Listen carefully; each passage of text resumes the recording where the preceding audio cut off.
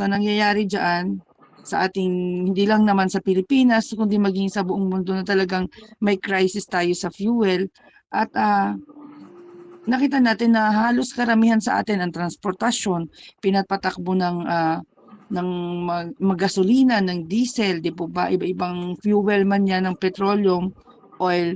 Pero doon pa rin tayo, naka, kumbaga, talagang kailangan natin, it's a necessity. Sabi ko nga, nung unang pakarga namin is, the last week, 83, 20. Nang magpakarga kami kanina, 97 na. 97 plus. Sabi ko parang ang taas naman ng talagang tinaas. Pero sa biyaya ni Lord, no, tuwing every time na nakikita kong ganon, tumatawa na lang kami mag-asawa.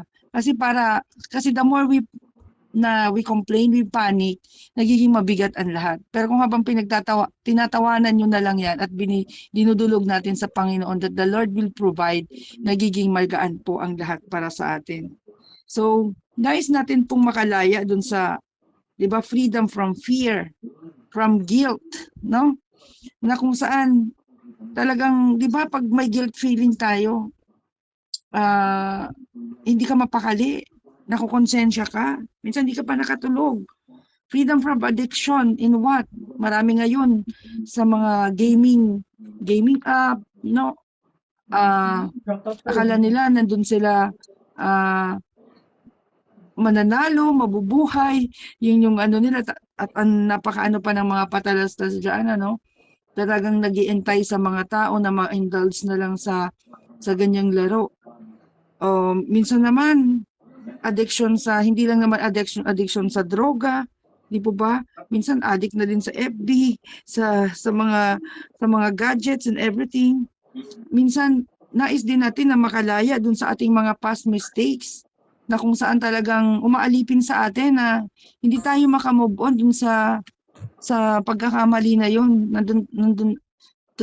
Nandun pa rin yung multo niya sa buhay natin. Pero sabi ng Panginoon, nais niya talagang, sabi niya, di ba, now the Lord is the Spirit, and where the Spirit of the Lord is, there is freedom. So para magkaroon tayo ng kalayaan, talagang kailangan natin is the Spirit of the Lord. Amen po ba? Kasi ang dami we try to find freedom in money. So we want trabaho ng trabaho, we want success, di po ba? Gusto natin sa business, we want freedom sa relationships or sa achievements. Minsan doon natin siya sinisik na akala natin pag nakamit natin yon magkakaroon na tayo ng freedom. But ang nangyayari, instead of freedom, natatrap pa tayo inside it. Amen po ba? Habang kumakamal ka ng pera, mas doon ka nagpo-focus, nawawala yung focus mo sa Panginoon. Nawawala yung banal na spirito sa eksena. Kanina na ko yung testify ng ating ka-sisters noon, sabi niya, I am previously a content creator, na kung saan talaga namang, sabi niya, di ba, kumikita siya ng malaki doon, but si Lord talagang nagkaroon ng conviction sa kanya na, wag yan anak, kasi maaaring malaking bagay na doon mo na lang napofocus yung sarili mo, nawawala na sa Panginoon. Sabi niya nga, gumagamit siya ng content ng iba. So iba-iba yung yung conviction sa atin ni Lord. Minsan naman kasi, kahit tama yung ginagawa natin as content creator, pero minsan, iba pala yung gustong gawin ni Lord. Di ba parang si Jonah? Di ba si Jonah? Sabi ni Lord, dito ka pumunta sa Nineveh. Ang ginawa niya, the opposite around. Dito ko Lord pupunta. Sometimes we want to evangelize dito sa na to. Ayaw natin dun sa kung saan tayo pinapadala ni Lord. So, ang napaka-importante lang is we must be in the will of God. So, where the Spirit of the Lord is, there is freedom. So, sabi po sa John 8:36, sabi po dun so if the Son set you free, you will be free indeed. Diba? So sino na magpapalaya sa atin? Diba ang Panginoong Jesus? Sabi po, kaya talagang ito yung powerful na katotohanan. Ang dami natin kung saan natin hinahanap yung kalayaan natin. Sabi ko nga kanina, pati sa past relationship natin, sa mga kasalukuyang relationship natin, akala natin, diyan tayo magiging malaya. We wanted to have financial freedom. I will find such a man na ganito, ganyan, ganyan, ganyan. Tapos nung napunta ka sa ganong relationship, nakita mo, sa halip pa lang na mapalaya ka, mas lalo ka pang nakulong, di po ba? Kasi nga, the Spirit of the Lord is not there. Masikapin natin talaga na kung nasaan ang Espiritu ng Diyos, nandun tayo. Kasi, this statement na where the Spirit of the Lord is, there is freedom. Hindi lang siya basta statement. But this is a declaration. Pag sinabi po nating declaration, sinasabi ng banal na salita, ng banal na kasulatan. Dinideklara natin with our mouth. Tandaan po natin, there is power in our tongue. Proverbs 18:21. Life and death is in the power of our tongue. So wherever we speak, where the Spirit of the Lord is, there is freedom. Dinideklara natin na may kalayaan kung nasaan ang banal na Espiritu. Ang ibig sabihin lamang nito, ang tunay na kalayaan ay hindi galing sa mundo. Ito ay galing lamang sa presensya ng Holy Spirit. So kung makita natin sa 2 Corinthians, there are 3 words na hinighlight sa akin dito ni Lord. Sa unang part param, yung sa word the Spirit of the Lord is, there is freedom. Yung word na Spirit, Lord, and freedom. Alam niyo po yung word na Spirit is kurios in Greek, no? So, kurios, and yung pneuma is a spirit, and eleutheria is freedom or liberty. Sabi ko nga kanina, ito ay parang declaration. Hindi lamang siya statement. Ito ay manifestation of spiritual reality. Talagang nangyayari. Nagmamanifest siya. So, pag sinabi natin, una, the Lord is a spirit. Sorry. Diba? Itong una natin, the Lord is a spirit. Pag sinabi natin, the Lord is a spirit,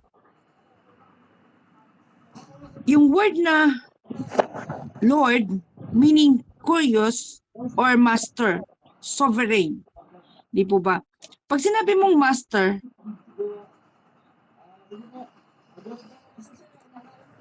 kung master natin si Lord, tayo ay pagmamay-ari ni Lord.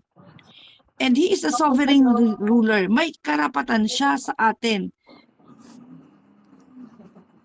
Buong-buo yung karapatan niya sa atin at siya ang siyang nag-govern sa atin. Kung aalaw natin na ipag-govern natin yung ating sarili natin, i-acknowledge natin siya bilang Lord or Master, siya yung may kapangyarihan sa ating buhay, kapangyarihan na magpalaya sa anumang chain. Chain is, ano ba tawag yan? Diba, kadena na nakagapo sa atin. So we need to acknowledge talaga that the Lord, si Lord ang may ari ng ating buhay at siya ang may kakayanan magpalaya sa pagkakagapos sa atin sa anumang takot, diba? Sa pagkakagapos ng kahirapan, pagkakagapos ng kamangmangan, kung kulang man tayo ng karunungan. Isa yan sa mga gift of the Spirit, is the gift of knowledge, the gift of discernment. Kung may mga bagay tayong hindi nauunawaan, si Lord ang magpapaunawa sa atin. Pangalawa is pneuma, the Spirit is breath or life-giving presence. Diba? Whenever we exhale or inhale, kasabi natin, oops, buhay yan. A life-giving presence. Ang ibig sabihin, di ba, dito sinasabi ni Lord na ang presensya ngayon ng Diyos ay gumagalaw o nagmamanifest through the Spirit. Life-giving presence, buhay. Buhay siya sa atin. Hindi siya patay. Ibig sabihin, nagmamanifest siya, may pagkilos ang banal na Espiritu sa atin. Alam niyo po, may pagkakaiba yung the difference between the law and spirit. na kung saan, sabi doon the law is written on a stone and could show sin, but could not change the heart. Di po ba, nang binigay ng Panginoon yung 10 commandments, no? Isinulat siya sa stone ng Panginoon mismo. At doon, at isinulat din yung mga kaparusahan, di ba? Nakikita natin, di ba, sa Old Testament, ano yung mga karampatang kaparusahan, it was written. Pero hindi siya nakapagbabago ng buhay unless the Spirit of the Lord is there. Kasi it's the Spirit who changes us. Ang banal na Espiritu ang nagbabago ng buhay natin. Yung salita na ito nagkakaroon ng kapangyarihan through the Holy Spirit. Siya yung siya nag-execute. Kaya nga, even before, yung presence ng Father, the Son, and the Holy Spirit, they are already existing. Existing na siya. Nung sinabi ni Lord na, let there be light, nagkaroon ng kapangyarihan yung salita ng Diyos na yon, because there is a spirit in it. Nandun yung life sa salita na yon. It's because of the Holy Spirit. Nagkakaroon ng manifestation. Sasabi po sa na kung saan ang batas, makita natin, mahalaga siya kasi nagiging conscious tayo, nalalaman natin kung ano yung kasalanan natin. Kasi naisulat sa batas. Nagkakaroon tayo ng consciousness. But when the Holy Spirit comes, He writes God's law in our hearts. Isinusulat niya ito sa ating mga puso. Sabi nga sa Jeremiah 31 verse 33, I will put my law within them and I will write it on their hearts. Amen po. So si Lord mismo inilalagay na within us sa atin. Kaya nga, alam natin, pag nagkakasala tayo, there is already a conviction. Binibigay ng yung banal na spirito na nasa atin ay buhay. Sinusulat niya sa ating mga puso. Alam niyo po, sabi po sa verse 3, sa 2 Corinthians chapter 3 verse 6, sabi po doon na kung saan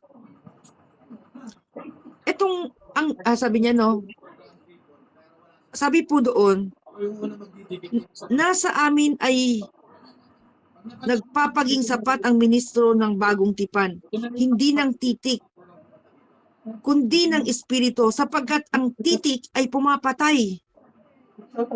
Datapwat ang espiritu ay nagbibigay buhay. Sa English po, for the letter killeth, but the spirit give life. Itong letter na ito, itong batas na ito, sabi niya, pumapatay. But the Spirit of the Lord, nagbibigay ng buhay. Kasi nga, di ba sabi ko kanina, may karampatang kaparusahan. Kapag ka nagkasala tayo, di ba, nung magkasala si Adam and Eve, kamatayan yung, yung kaparusahan. Pero in the new covenant, sabi dito sa bagong tipan,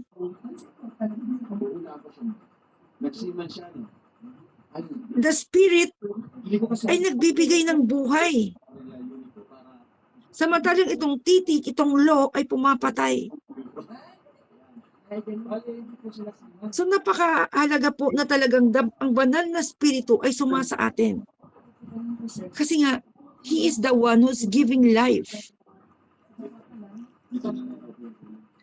Sabi po doon yung word na sabi doon for the letter kills but the spirit gives life. Yung word na letter Ang ibig sabihin, in Greek is gramma, ang ibig sabihin ay it condemns, nagkukundina ng sinner. Samantalang at pumapatay. Di po ba? Kumukundina at pumapatay. Samantalang, itong spirit becomes life-given when illuminated by the spirit who authored it. Life-giving siya. Nagbibigay ng buhay. Kadalasan, makikita natin, ang sa mga relihiyon, in various religions, kinakailangan sumunod ka dito sa mga alituntunin, ganyan. Sumunod sa relihiyon, sabi ng relihiyon, sumunod ka para maging katanggap-tanggap. Sumunod ka doon sa patakaran nila para maging katanggap-tanggap tayo. But the Spirit says in Romans 5:8, God demonstrates His own love for us while we will still sinners. Habang tayo nandun pa sa kasalanan, si Lord, ibinigay niya na ang kanyang buhay. He died for us para tayo ay hindi na mapahangmak, kundi magkaroon ng buhay na walang hanggan. Tinanggap na tayo ng Diyos. Nandun pa man tayo sa kasalanan, sa pag-offer niya ng kanyang buhay, tinanggap tayo ng Diyos. At nang tinanggap natin siya, di ba? Nang tinanggap natin siya, nabago yung buhay natin. Life-giving, binabago niya, nagkakaroon yung buhay na dating walang saysay, na dating patay, ngayon nagkaroon ng buhay because of the Holy Spirit. Sabi ko nga kay Moses noon, kapag ka nagkasala ka, patay, mayroong kaparusahan. But praise the Lord, dahil si Lord, nauna niya nang inalay ang kanyang buhay. Hindi para i-condemn tayo, kundi para magkaroon tayo ng buhay ng walang hanggan, ng kapatawaran. So sa 2 Corinthians 3:9, if the ministry that brought condemnation was glorious, how much more is the ministry that brings righteousness? Kung noon na panahon ni Moses, itong ministeryo na ito ay already glorious. Kasi nga, di po ba nung hawak ni Moses tong tablet na to, na sinulat ng Diyos, ng law na ito, na 10 Commandments, nakita mo, nagniningning na si Moses, nakikita mo na yung kadakilaan ng Diyos sa buhay niya. Kay Moses. How much more itong New Covenant na nagbibigay ng righteousness, katuwiran. Sa ating mga kasalanan, pinatawad tayo. Bagamat ang itim-itim ng natin dahil sa kasalanan, nang pinatawad tayo ni Lord, nung we become righteous because of the Lord Jesus Christ, mas higit ang kaluwalhatian na dala-dala nito sa atin. Mas naging competent tayo in the new covenant. Kaya nga, it is the Lord who qualifies us. It is God who qualifies us. Kahit sabihin natin, Lord, hindi ako karapat-dapat. Lord, hindi ako marunong yan eh. Lord, ang dami namang marami dyan eh. Pero si Lord, sinasabi, ikaw anak ang tinatawag ko dyan. Because when we accepted the Lord as our Lord and personal Savior, inire-restore niya yung relationship natin as sons and daughters through the power of the Holy Spirit. Kasi nga, it's a life giver. Ang banal na spirito ang nagbibigay buhay. So napakabuti ng Panginoon. Kaya if we think na talagang Lord, nandun ka na, mumuhay ka sa takot. Wala kang freedom. Ang feel mo, Lord, hindi talaga ako karapat-dapat. Sabi niya, anak, ako yung nagbigay sa iyo ng I called you, I qualified, I am the one who qualifies you for this calling. Hindi yung galing mo, hindi kung sino ka pa, kundi ako.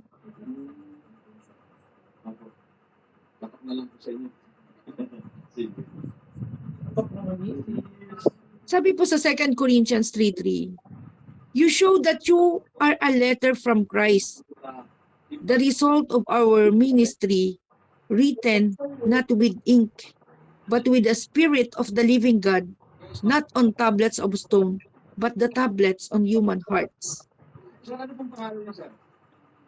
Kasi kung titingnan po natin dito, itong letter na to ni Paul sa mga Korinto, sabi niya, pinasisimulan sa verse 1, pinasisimulan baga naming muli ipagkamapuri ang aming sarili?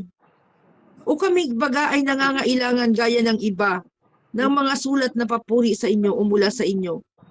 Sabi niya dito, kayo ang aming sulat na nasusulat sa aming mga puso, nakilala at nabasa ng lahat ng tao. Yamang nahahayag na kayo'y sulat ni Kristo na pinangangasiwaan namin, hindi isinulat sa tinta, kundi sa Espiritu ng Diyos na nabuhay, hindi sa mga tapyas na bato, kundi sa tapyas na pusong laman. Kumbaga, tayo, tayo na mismo, yung letter. Sabi ni Paul dun sa mga taga-Korinto, kayo mismo yung sulat na nakikilala at nababasa ng mga tao. So we are the glory carrier because the Spirit is in us. Ikaw, you are the glory carrier because the Spirit is in you. Sabi niya, kayo na yung mga sulat. Hindi na yung nandun sa sulat sa tinta, kundi tayo mismo. Kaya nga, we are the living Bible. The living testimony of the Holy Spirit of the Lord. Kasi the moment na we do things in accordance with the Spirit, nakikita ang Diyos sa atin. Kaya pala kasi born again na yan. Ang laki ng pagbabago. Dati chismosa. Dati, grabe yan, Pag kinikwento nila yung dating buhay natin, at kinento nila, at nung nakita na ngayon yung binagong buhay natin, we are now a glory carrier. Sabi dito, kayo na yung sulat. Kayo na yung kayo na yung yung tapyas sa mga tapyas. Dati noon sa tapyas na bato, Ngayon, kundi tayo na yon. Tayo ng mga anak ng Diyos, the glory carrier. Hallelujah. Kaya nga sabi niya, where the Spirit of the Lord is, there is freedom. Freedom saan? Sa maraming bagay. Makita natin dito, sinabi ni Pablo, where the Spirit is, hindi niya sinabing where the church is or where the religion is or where knowledge is, kundi where the Spirit is. Kasi wala sa relihiyon para tayo maging malaya. Wala din sa mga dami ng programa ng church. Ay nako, marami kaming Bible studies, marami kaming basic Bible, vacation Bible school sa mga bata, marami kaming discipleship training. Maganda po yun. Maganda yun. Pero sabi nga, wala doon, walang kapangyarihan yung mga study na yan, itong ginagawa natin, if the Holy Spirit is not within us, kung wala sa atin. Kasi ang buhay Kristiyano ay hindi lamang tayo nagbibigay ng information. but it is the transformation of the Holy Spirit. Kasi when the Holy Spirit is in us, ang daming mga puso yung lumalambot. Kahit na galit na yan, lumalambot. Nagkakaroon ng kapatawaran sa isa't isa. Kahit na sabi natin hindi pa kapatapatawad. Kahit sabihin, hindi ko talaga yan mapapatawad sa ginawa niya sa aking buhay. But when the Spirit of the Lord is there, grabe, natututong magpatawad. Umiiyak na lang ng umiiyak ang isang tao. Dahil yung banal na Espiritu na umusap sa kanya. Lives change, di ba? Ang daming nababagong buhay. Ngayon, ang daming kinakausap ngayon ng Panginoon talaga, no? Nandun sa mga LGBTQ++. Tapos ngayon, nagpa-transplant na sila, no? Tapos ngayon, biglang bumabalik sila sa dating kung saan sila talaga kinlaig ni Lord. Kasi talagang yung conviction ng banal na Espiritu nandoon. Miracles happen. Gusto ko pong ipatotoo ito. Dahil sa church namin, for this month of March, ang turo po namin ngayon is all about, bihira namin itong gawin na talagang nakasiris, no, na talagang, this month, about the Holy Spirit tayo. Pero alam niyo po, ang ginawa ni Lord sa amin, ito yung naging topic na yun, all about the Holy Spirit. Pero alam niyo po, on the third week, hindi lang siya information. Sabi ko nga, ang Christianity, hindi lang siya basta information. Pero, hinayaan ni Lord na maranasan namin ang kapangyarihan ng banal na Espiritu sa church mismo. Sa papaanong paraan po, alam niyo po, dumating po sa church, meron kaming isang senior citizen doon. She is 80 years old. Tawagin natin siyang Nanay Bebe. Umupo, masaya siyang pumunta sa church. Umupo po siya doon sa favorite place niya. Naupuan niya. Pangalawa sa unahan. Pinakagitna, along the aisle. Tapos habang nagdadatingan yung mga tao, pa isa-isang dumarating, nakita nung usheret na parang para bang nakatulog. So sabi niya parang hindi maganda. Parang yung sa kanya ng banal na Espiritu. You go there. So pumunta po siya doon. Ginigising niya. Ayaw magising ni nanay. Tapos nakita niya, yung mga kamay niya, parang na-stroke na. Tapos yung kanyang labi po, yung kanyang bibig, talagang stroke na siya, yung nangiwi na siya. So sabi niya, pag-pray natin si nanay, na siya, nangingiwi na, something is happening. Tapos hanggang po sa tagal nung pag-pray sila, nung tinitingnan nila yung kanyang pulse rate, wala nang pulso. Tapos na siya, naghuling last breath siya. Alam mo yung yung hininga na malalim. Tapos paghinga niya ng ganon, alam niyo po yung dentures niya, tumilansik niya, tuluyan ng lumaway na lang siya, wala na siyang buhay. Nangyari po yan sa church mismo namin. Dumating ang head pastor namin. Ito po, kasi ako po, medyo nalita ko noon nang dating. Pagdating ko noon, naka-recover na. Pagdating, sabi ng head pastor namin, Lord, wag dito sa church. Kasi 80 years old na si nanay, pwede ngang mangyari sa kanya. Malapit na siyang kunin ni Lord. Pero sabi, Lord, wag dito. Ako po, nung makita ko din po, na siya. Sabi ko, Lord, wag dito. Sabi ko ganon. Kumbaga later part na yung na-witness ko, pero yung pinaka-umpisa, hindi ko talaga na-witness.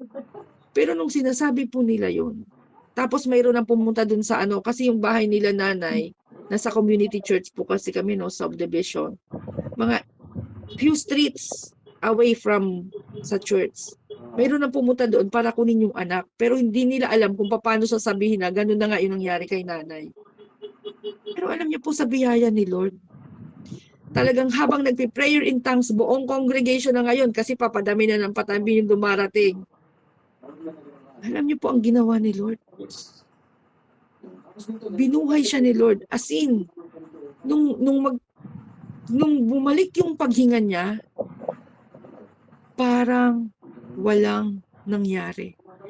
Alam niyo po bakit kami lahat, halos lahat ang nasa puso namin, hindi man namin binibigkas na, Lord, wag dito sa church.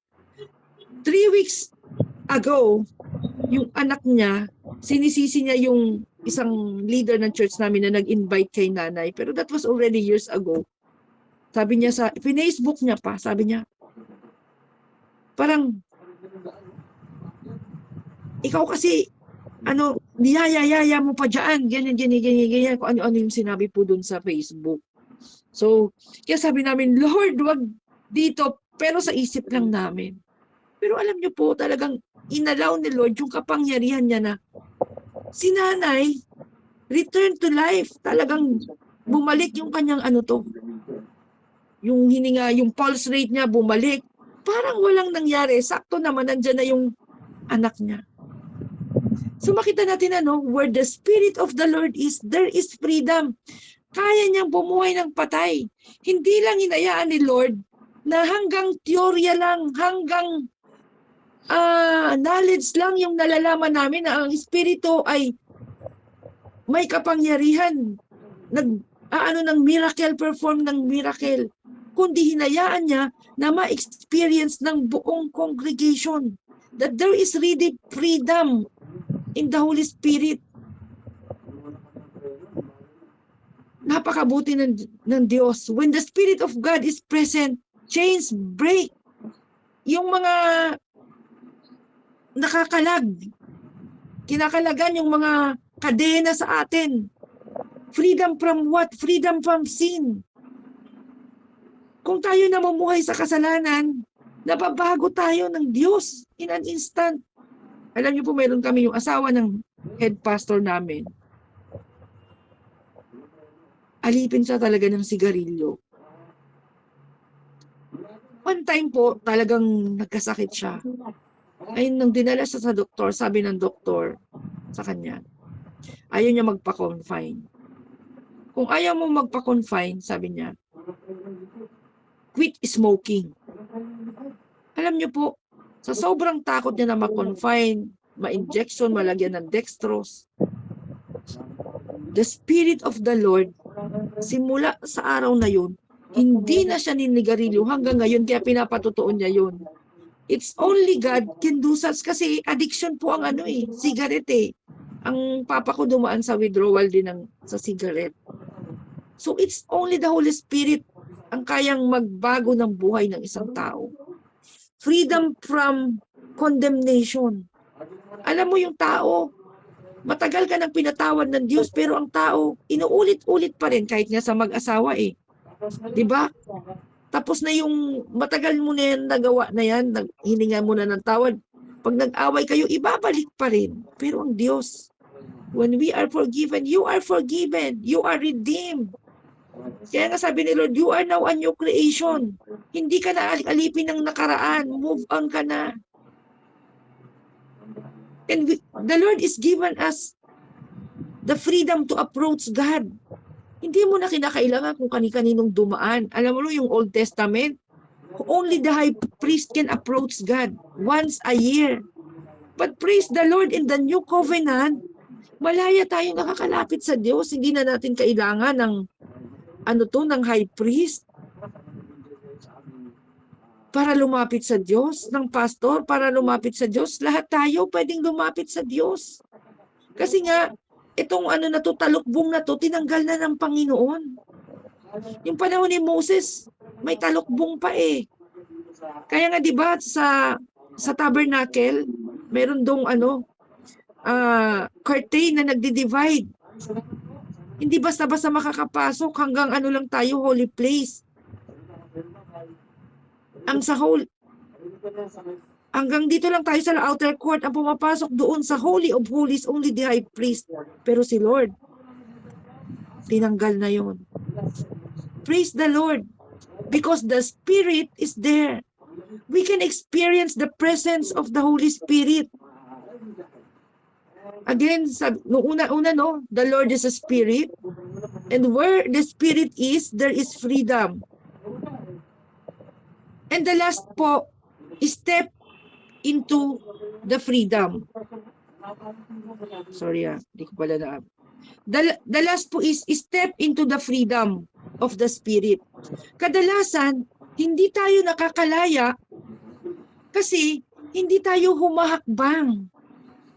Kinakailangan may paghakbang. Sabi nga ni Paul, hindi niya sinabi na, mga kapatid, sabi niya, hindi niya sinabi na someday there will be freedom. Pero ang sabi niya, where the Spirit of the Lord is, there is freedom. Meaning, yung freedom na yun is already there, available na siya. Ang problema lang, the problem is not the absence of freedom. But sometimes the problem is we are afraid to step on it, into it. Takot tayo na humakbang papunta doon sa kalayaan na yun na ipinagkaloob ng banal na spirito kasi we dwell. Doon tayo nananahan doon sa takot. Nandun yung fear, nandun yung shame, nandun yung old identity natin. Naku, makasalanan ako, hindi na ako babaguhin. Nakakahiya, ito na yung buhay ko. Nakatali tayo dun sa religious belief natin. Kaya nga 'di ba nang dumating si Jesus, grabe yung mga Pariseo nagagalit sa kanya. At to the point na pinapatay siya, 'di ba? Kasi nga nakatali sila dun sa religious practices na hindi yun yung ano ng banal na spirito. We are chained into that culture, into that practices na pass on from generation to generation. Pero the Spirit wants us to set us free. Kaya mga kapatid, sabi nga, where the Spirit of the Lord is, there is freedom. And we need to step into that freedom. Do not dwell on the past. Let the Holy Spirit heal your heart. Hayaan mong hilumin ng banal na spirito kung mayroon ka man galit sa ngayon. Hayaan mong hilumin niya. Kung mayroon kang pinagdaraanan ng sakit at karamdaman, hayaan mong hilumin niya. Pagalingin niya. Let the Spirit renew our mind. Kung mayroon tayong mga bagay na binabalik-balikan pa noon na dating umalipin sa atin sa kasalanan, we are now forgiven. Kung ang mundo hinusgahan tayo, si Lord pinatawad na tayo. It's the Holy Spirit who renew our mind. Diba sa Romans chapter 12. Hayaan mong ma-renew yung mind natin unless there is the renewing of our mind. Walang transformation dyan. Kaya hayaan mo yung iniisip natin renewed by the Spirit of the Lord. Let the Holy Spirit transform our life. So in conclusion, we need to remember the powerful declaration of Paul. The Lord is the Spirit, and where the Spirit of the Lord is, there is freedom. Diba sabi ko nga sa inyo kanina, hindi lang to basta statement, but this is a declaration. Pag sinabi natin, diba, kaya Lord, we decree, we declare. Ito po ang binabanggit natin, ang salita ng Diyos. Hindi ito basta-basta lang sambit natin, kundi ito ay nasusulat. Na kung nasaan ang banal na spirito, na andon ang kalayaan, tayo ay pinalaya na ng Diyos. There is freedom from sin, there is freedom from guilt, there is freedom from bondage, there is freedom to live for God. Hallelujah. Pinalaya na tayo. Kaya po sa gabing ito, halaan po natin, i-declare po natin sabay-sabay. Hindi man kayo naka-unmute, but tonight, sabay-sabay nating i-declare, the Lord is the Spirit. And where the Spirit of the Lord is, there is freedom. Nasa akin ang Espiritu ng Panginoon. Malaya na ako mula sa kasalanan. Malaya na ako sa tanikala ng guilt conscience. Malaya na akong mabuhay para sa Panginoon. So today, I step into the freedom of the Spirit. 7 times po nating banggitin. Today, I step into the freedom of the Spirit. Today, I step into the freedom of the Spirit. Today, I step into the freedom of the Spirit. Today, I step into the freedom of the Spirit. Today, I step into the freedom of the Spirit. Today, I step into the freedom of the Spirit. Bakit po 7 days? 7 times. 7 means completion sa prophetic, it means completion. Kung makikita nyo po, during the time of Joshua, the Lord 7 times siya. Sinabi niya, 7 times kayong umikot dyan sa wall of Jericho. And on the 7th day, at sa 7th day, 7 times silang umikot, they shouted, nagiba, bumagsak yung wall of Jericho. And tonight, we step into the freedom of the Spirit. Ano man takot, ano mang hiya, shame, ano mang pagkakatali natin dun sa old identity natin, even dun sa mga religious na kinasanayan na natin. Sabi nga kanina, no, nung ating kasister kanina na mahal na araw na naman, pinalaya na tayo ni Lord. We step into the freedom of the Spirit. Praise the Lord. Maraming salamat po. Glory to God. Hallelujah.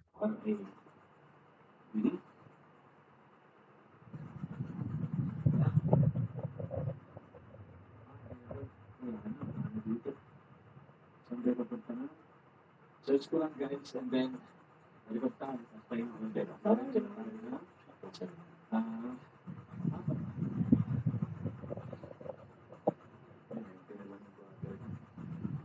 Nawala po si Pastora. Andito po ako. Actually, hindi ko na alam kung paano ako makakabalik. Wait, hinahanap ko. Pero tapos na po ako. Opo.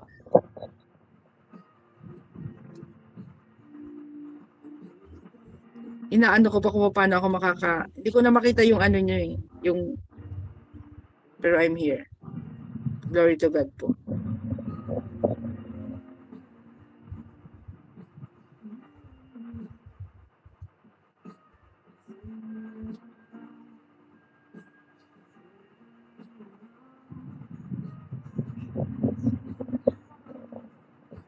Done na po ako.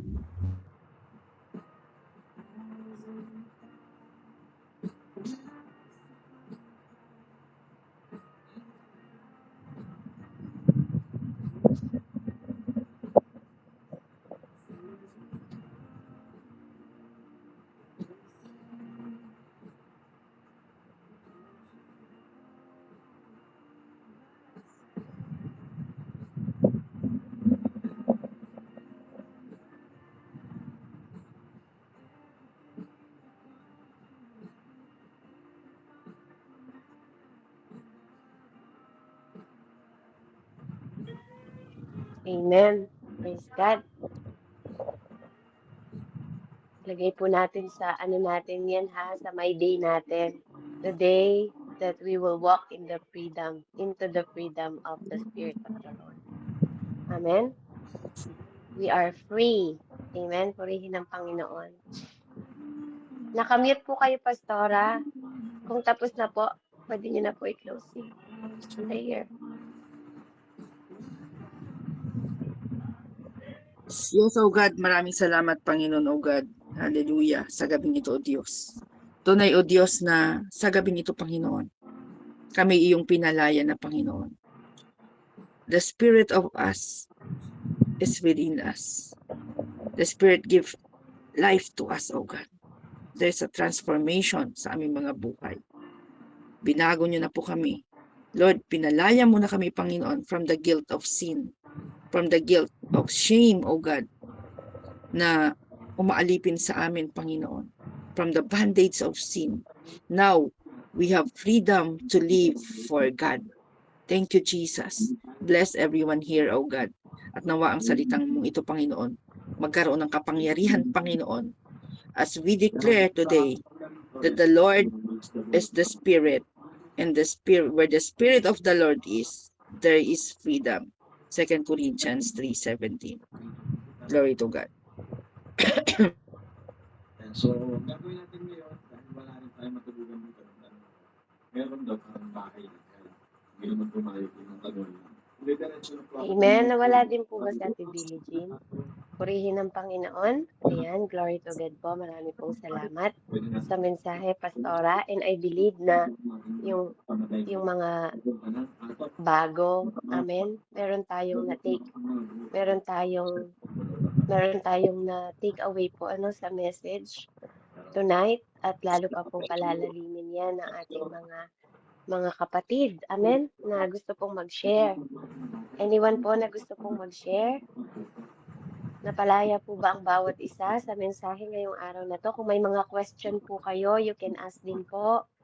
Habang tayo ay nasa topic na to, malaya po kayong magtanong.